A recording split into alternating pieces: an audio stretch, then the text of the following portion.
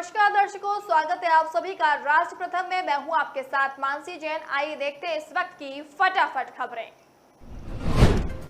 बिहार की राजनीति में बीजेपी को झटका देने वाले सीएम नीतीश अब मिशन 2024 में जुटे। विपक्ष को एकजुट करने के लिए दिल्ली के 3 दिन के दौरे पर। आज दिल्ली में सीएम नीतीश विपक्ष के कई और बड़े नेताओं से मिले। इस कड़ी में महासचिव सीताराम येचुरी, सीपीआई के महासचिव डी राजा से भी मुलाकात की। नीतीश दिल्ली के सीएम अरविंद केजरीवाल से भी मिले। इसके बाद हरियाणा के पूर्व सीएम ओपी चौटाला से मुलाकात की। बांग्लादेश की पीएम शेख हसीना ने भारत दौरे के पहले दिन सोमवार को दिल्ली में निजामुद्दीन औलिया दरगाह पर सजदा करने पहुंची। बांग्लादेश की प्रधानमंत्री शेख हसीना ने भारत की अपनी 4 दिवसीय यात्रा विदेश मंत्री एस जयशंकर के साथ बातचीत कर शुरू की। प्रधानमंत्री हसीना के दिल्ली पहुंचने पर नई दिल्ली में कपड़ा और रेल राज्य मंत्री दर्शन जरदोश ने उनका स्वागत किया। मध्य प्रदेश के सीएम शिवराज आज बालाघाट के दौरे पर गए। बालाघाट के पुलिस लाइन में आयोजित मध्य प्रदेश पुलिस क्रम से पूर्व पदोन्नति अलंकरण कार्यक्रम में सीएम शिवराज ने जवानों को प्रमोशन बैच लगाकर पदोन्नत कर दी शुभकामनाएं। कार्यक्रम में गृह मंत्री नरोत्तम मिश्रा और अधिकारी भी रहे उपस्थित। इसी बीच सीएम शिवराज ने मंच से सभी को किया संबोधित। सीएम शिवराज ने कार्यक्रम को संबोधित करते हुए कहा कि हम सभी जीवन में उत्सव पर्व आनंद के साथ मना पाते हैं, तो इन जवानों के समर्पण के कारण घने जंगलों में भी जान पर खेलकर यही जवान हमें सुरक्षा देते हैं।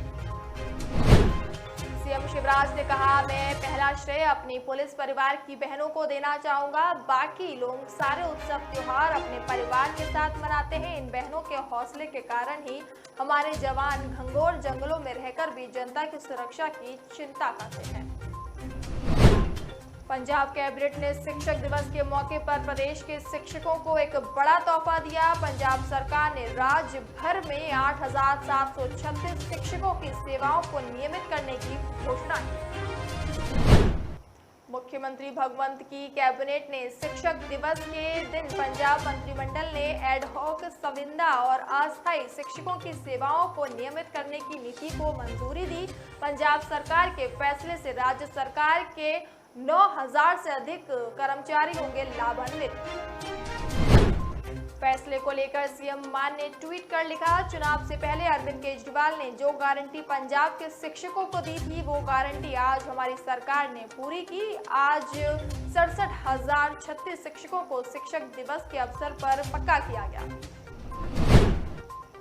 आने वाले दिनों में और भी विभागों के कच्चे मुलाजम पक्के किए जाएंगे। इसके साथ ही सीएम मान ने स्कूली छात्रों के परिवहन सुविधाओं की कमी को देखते हुए सरकारी स्कूल जाने वाली छात्राओं के लिए एक शटल बस सेवा शुरू करने की घोषणा की। मुंबई नगर निकाय चुनाव का बिगुल बजते हुए गृह मंत्री अमित शाह ने सोमवार को पार्टी नेताओं और कार्यकर्ताओं से उद्धव ठाकरे नीति शिवसेना को उसके घरेलू मैदान पर गहरा घाव देने को कहा। अमित शाह ने ठाकरे की निंदा करते हुए कहा कि प्रधानमंत्री नरेंद्र मोदी और बीजेपी के देवेंद्र फडणवीस के नाम पर 2019 के चुनाव में वोट मांगने के बावजूद शरद पवार के नेतृत्व वाली राष्ट्रवादी कांग्रेस पार्टी और कांग्रेस के समर्थन से मुख्यमंत्री बनने के लिए हर चीज से किया समझौता। शाह ने यहां बीजेपी के नेताओं और चुनिंदा पदाधिकारियों की बैठक में कहा, यदि आप किसी व्यक्ति को किसी भी स्थान पर मारते हैं तो ये दुख देता है। जब आप किसी व्यक्ति को उसके घरेलू मैदान पर मारते हैं तो दर्द और गहरा होता है। छत्तीसगढ़ के मुख्यमंत्री भूपेश बघेल ने शिक्षक दिवस के दिन शिक्षा के क्षेत्र में 2 बड़ी घोषणाएं की। सीएम भूपेश बघेल ने पहली घोषणा करते हुए कहा कि अब छत्तीसगढ़ के सभी स्कूलों में हफ्ते में एक दिन छत्तीसगढ़ी भाषा और आदिवासी बोली की शिक्षा दी जाएगी। बच्चों को छत्तीसगढ़ी बोली और आदिवासी बोली सीखने में होगी मदद। इसके लिए शैक्षणिक सामग्री भी तैयार की जा रही है। बस्तर और सरगुजा क्षेत्रों में वहां की स्थानीय आदिवासी बोलियों के अनुसार शेष क्षेत्रों में छत्तीसगढ़ी भाषा में पाठ्य सामग्री तैयार की जा रही है। तेलंगाना के सीएम ने चंद्रशेखर राव ने निजामाबाद से घोषणा की कि टीआरएस अलग राज्य के आंदोलन से प्रेरणा लेकर बीजेपी मुक्त भारत के नारे के तहत राष्ट्रीय राजनीति में प्रवेश करेगी। 2024 में होने वाले लोकसभा चुनाव में अगर गैर बीजेपी सरकार का गठन होता है तो देश भर के किसानों को मुफ्त में बिजली दी जाएगी। राव ने कहा, टीआरएस पूरे देश में विकास और तेलंगाना मॉडल को लागू करने के लिए राष्ट्रीय राजनीति में प्रवेश करेगी और टीआरएस लोगों के समर्थन से भारत का चेहरा बदलेगी। साथ ही कहा, निजामाबाद एक समृद्ध शहर है और मैं घोषणा कर रहा हूं कि टीआरएस लोगों के हितों की रक्षा के लिए राष्ट्रीय राजनीति में प्रवेश करेगी। राव ने दावा किया, मोदी और उनके मंत्रियों ने गैर निष्पादित परिसंपत्तियों की आड़ में 12 लाख करोड़ रुपए माफ किए।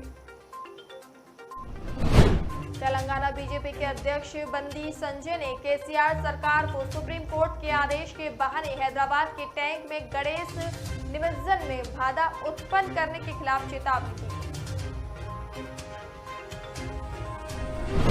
बंदी संजय ने कहा, ये दुर्भाग्यपूर्ण है कि तेलंगाना राष्ट्र समिति सरकार हर साल गणेश प्रतिमाओं के विसर्जन के दौरान तनावपूर्ण माहौल बना रही है। तेलंगाना बीजेपी अध्यक्ष ने आरोप लगाया, सरकार पर्यावरण प्रदूषण के बहाने उत्सव में बाधा डालने की साजिश कर रही है। त्योहारों के दौरान अधिकारियों द्वारा बनाई गई बाधाओं का हवाला देते हुए बीजेपी अध्यक्ष ने आरोप लगाया, राज्य सरकार किसी भी हिंदू त्योहार के उत्सव को कानून और व्यवस्था के मुद्दे के रूप में पेश कर रही है। उत्तर प्रदेश की राजधानी लखनऊ स्थित हजरतगंज के होटल लेवाना में लगी आग के बाद लखनऊ विकास प्राधिकरण ने 22 लोगों के खिलाफ कार्रवाई की संस्तुति की। इसके अलावा एलडीए ने होटल लेवाना स्वीट्स को सील करने के निर्देश दिए। जानकारी के अनुसार बिल्डर के खिलाफ धोखाधड़ी की प्राथमिकी भी दर्ज की गई। लखनऊ विकास प्राधिकरण के उपाध्यक्ष डॉक्टर इंद्रमणि त्रिपाठी ने प्रकरण की जांच के लिए सचिव की अध्यक्षता में गठित की कमेटी की रिपोर्ट के आधार पर क्षेत्र में 2 जुलाई 2017 से तैनात रहे अधिकारियों और कर्मचारियों की बिल्डर के साथ मिली भगत के चलते अवैध निर्माण के विरुद्ध कार्रवाई न करने का जिम्मेदार पाया गया। भारत में कोरोना की रफ्तार पड़ी कमजोर। पिछले 24 घंटे में कोविड-19 के 5,910 ताजा मामले दर्ज किए गए।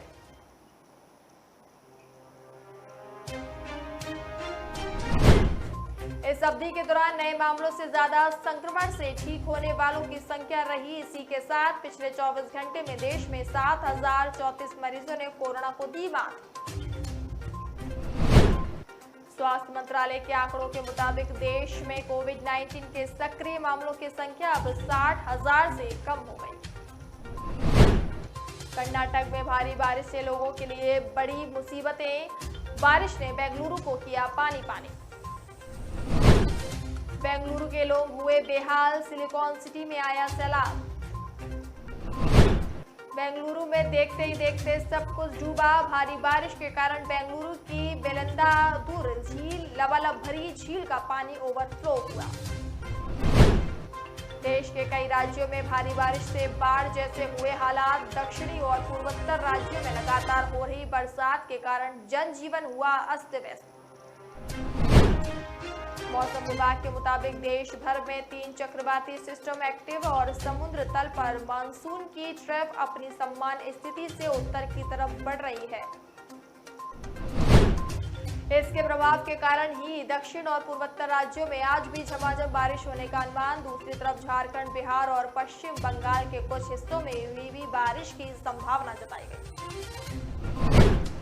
आईएमडी ने आंध्र प्रदेश में भी अलग अलग स्थानों पर 9 सितंबर तक गरज के साथ बिजली गिरने और भारी बारिश का अलर्ट किया जारी। सोनाली फोगाट मौत का मामला में मौत की जांच कर रही गोवा पुलिस नोएडा पहुंची। नोएडा पहुंची गोवा पुलिस की टीम ने किराएदार से की पूछताछ। गोवा पुलिस के साथ नोएडा पुलिस भी थी मौजूद। राजपथ और सेंट्रल विस्टा लोन का नाम बदलकर कर्तव्य पथ किया गया। राजनीति हुई गर्म। विपक्षी दलों ने इसको लेकर सरकार को घेरना किया शुरू। इस बीच तृणमूल कांग्रेस के सांसद महुआ मोइत्रा का एक ट्वीट आया सामने। ट्वीट करते हुए लिखा, ये क्या हो रहा है? क्या भाजपा ने हमारी संस्कृति को बदलने का एकमात्र कर्तव्य बना लिया है? क्या उनके महापाप और पागलपन ने हमारी विरासत का इतिहास फिर से लिखा जाएगा? इस फैसले के बाद कांग्रेस ने भी केंद्र सरकार पर बोला हमला। कहा उसे राजपथ का नाम बदलकर राजधर्मपथ करना चाहिए था, जिससे अटल बिहारी वाजपेयी जी की आत्मा को शांति मिलती। जानकारी के अनुसार नई दिल्ली नगर परिषद ने 7 सितंबर को एक विशेष बैठक बुलाई थी। इस दौरान नाम बदलने के प्रस्ताव को परिषद के सामने रखा गया। कांग्रेस नेता राज बब्बर ने खुलकर पीएम मोदी की तारीफ। राज बब्बर ने सरकार की मनमोहन सरकार से तुलना की। कांग्रेस नेता राज बब्बर ने बीजेपी सरकार की प्रधानमंत्री जन धन योजना की तारीफ करते हुए ट्वीट किया। ट्वीट में मौजूदा सरकार की मनमोहन सरकार से तुलना की। कहा पीएम जन धन योजना ने 8 साल पूरे किए, लोगों तक पैसा और मदद सीधे बिना किसी दखल के पहुंचे, ये क्रांति। राज बब्बर ने कहा इसमें आधी से ज्यादा अकाउंट धारक महिलाएं हैं। ऐसी योजना आपका पैसा आपके हाथ के नाम पर मनमोहन सरकार में भी शुरू हुई थी। महाराष्ट्र के 2 दिवसीय दौरे पर आए गृह मंत्री अमित शाह। शिवसेना प्रमुख उद्धव ठाकरे पर साधा निशाना। शाह ने कहा राजनीति में धोखा देने वालों को सबक सिखाने की जरूरत। शिंदे सरकार के गठन के बाद शाह का महाराष्ट्र का ये पहला दौरा। बीजेपी नेता को संबोधित करते हुए शाह ने कहा एकनाथ शिंदे की शिवसेना असली शिवसेना है जो हमारे साथ है। शिवसेना में टूट एक व्यक्ति के लालच के कारण है। सत्ता के लिए उद्धव ने विचारधारा से समझौता किया। सूत्रों के अनुसार शाह ने बैठक में पार्टी नेताओं से कहा उद्धव ठाकरे को मुख्यमंत्री बनाने का वादा उन्होंने कभी नहीं किया था। साथ ही कहा हम बंद कमरे में नहीं हैं, हम ऐसे लोग हैं जो छाती ठोककर राजनीति करते हैं। अगर हमने बयान दिया होता तो हम शिवसेना नेताओं को मुख्यमंत्री बना देते। लोकसभा चुनाव में प्रदेश की सभी 80 सीटों पर जीत के लक्ष्य से बीजेपी ने आगामी नगर निकाय चुनाव में 17 नगर निगम में भगवा फहराने का रखा लक्ष्य। निकाय चुनाव को लोकसभा चुनाव का सेमीफाइनल मानते हुए पार्टी पूरे दमखम के साथ मैदान में उतरेगी। इसे लेकर भाजपा के प्रदेश अध्यक्ष भूपेंद्र सिंह चौधरी, प्रदेश प्रभारी राधा मोहन सिंह ने निकाय चुनाव के संयोजकों के साथ वर्चुअल बैठक कर चुनाव का रोडमैप भी तैयार किया। फिलहाल फटाफट खबर में इतना ही। मुझे दीजिए इजाजत। नमस्कार।